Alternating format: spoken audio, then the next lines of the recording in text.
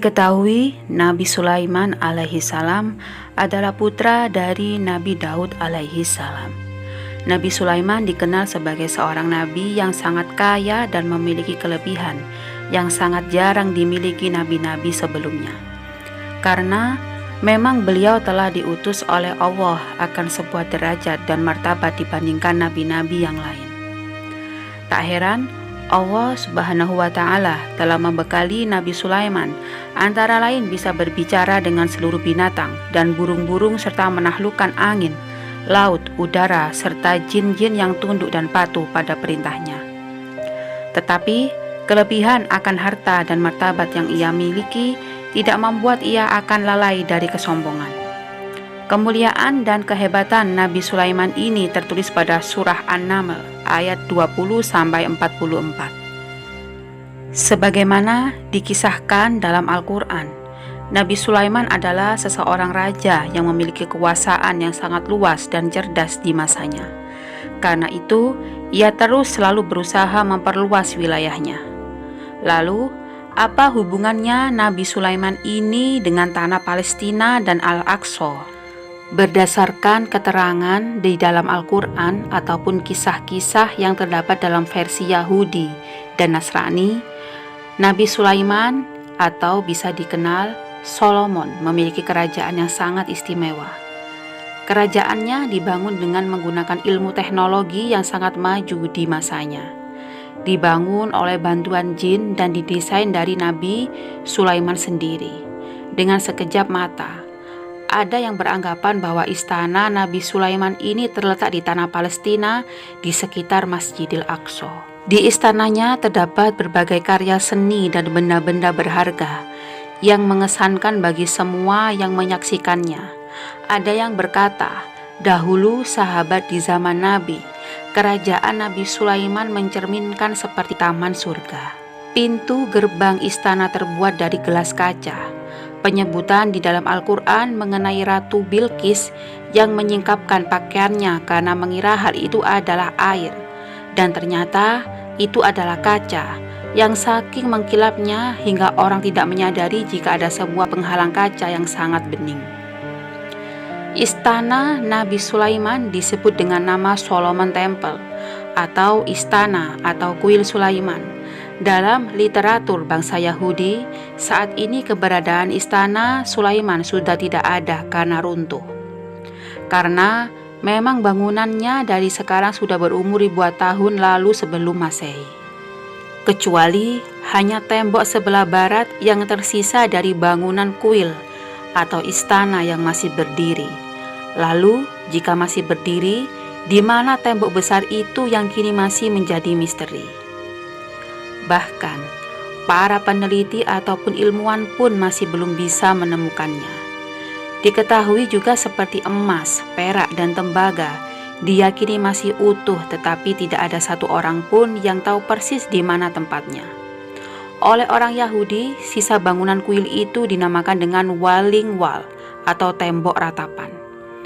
Dalam beberapa riwayat, hancurnya istana Sulaiman itu bukan karena runtuh, tetapi diruntuhkan oleh orang-orang Yahudi yang sombong dan angkuh. Tetapi, kenapa kini bisa diperebutkan kembali? Hal ini dijelaskan dalam Al-Quran surat Al-Isra ayat 4-7. Disebutkan bahwa istana Sulaiman menempati area yang sangat luas dan megah.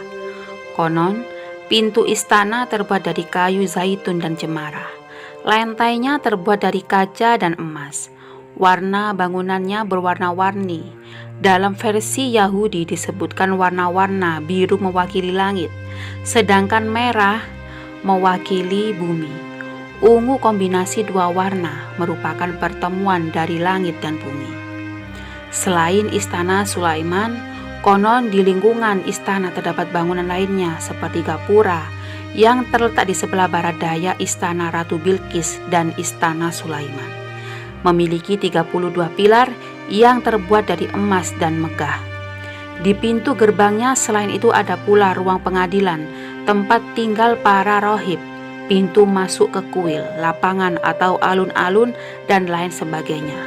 kaca yang terbuat dari emas, dan ukiran-ukiran pintu yang terbuat dari kayu cemara yang dilapisi oleh emas. The Dome of Rock, yakni adalah sebuah versi yang menarik mengenai keberadaan Istana Sulaiman. Konon salah satu kekerasan sikap Yahudi untuk merebut tanah Palestina dan menghancurkan Al-Aqsa disebabkan oleh keberadaan Istana Sulaiman yang masih diyakini di bawah timbunan Masjid Al-Aqsa tersebut. Sebaliknya, bangsa Yahudi meyakini jika Palestina lah yang ingin menguasai wilayah di Masjid Al-Aqsa dan sekitarnya. Menurut versi Yahudi, kuil Sulaiman merupakan lambang kekuatan sehingga sangat berguna dalam situasi terkini di dunia internasional. Bahkan, adanya sebuah rencana penggalian bawah tanah Masjid di Al-Aqsa ini yang menyeru adanya sebuah kepercayaan, yakni timbunan harta dan kuil Sulaiman.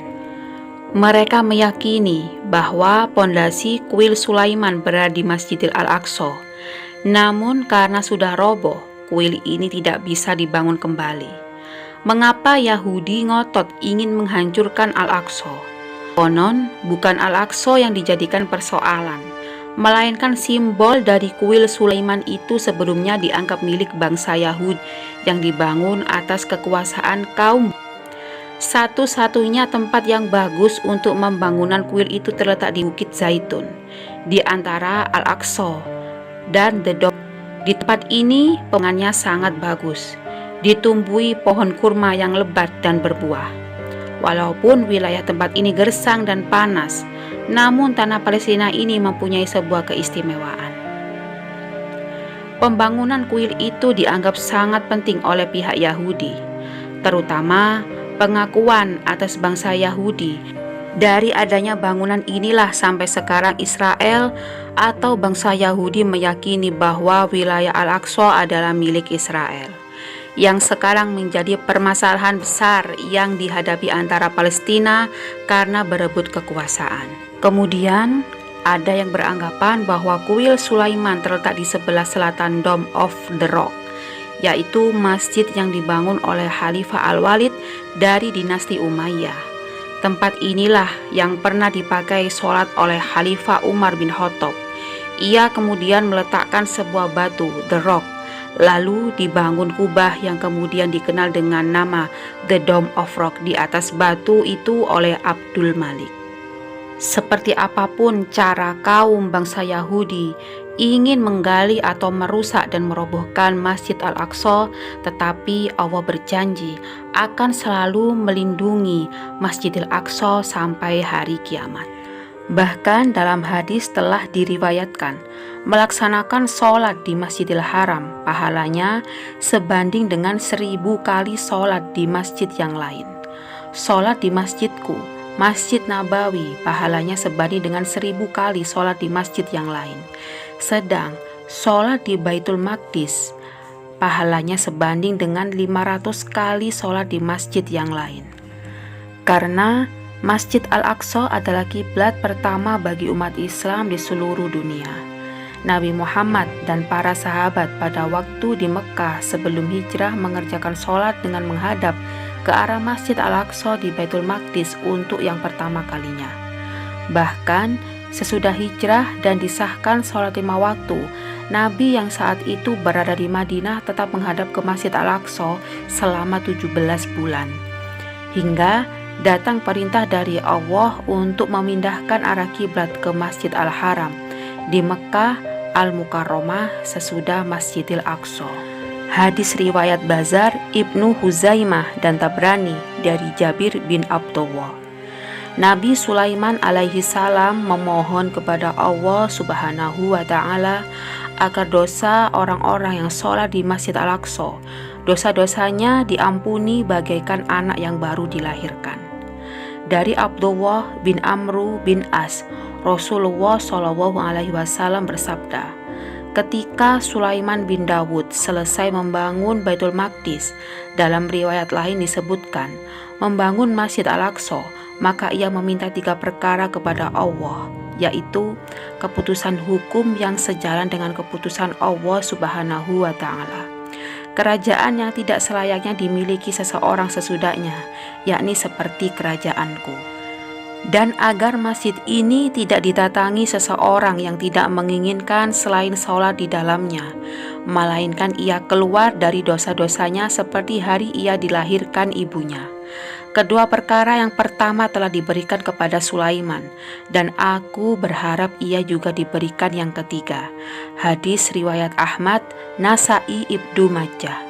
Itulah kenapa disebutkan antara kerajaan Nabi Sulaiman dan Masjid Al-Aqsa yang memang ada sebuah keterkaitan erat yang memang sudah tertulis dalam hadis yang sahih. Walaupun kerajaan Nabi Sulaiman belum ditemukan, kita wajib mempercayai akan keberadaannya, dan semua itu adalah kehendak dari Allah Subhanahu wa Ta'ala.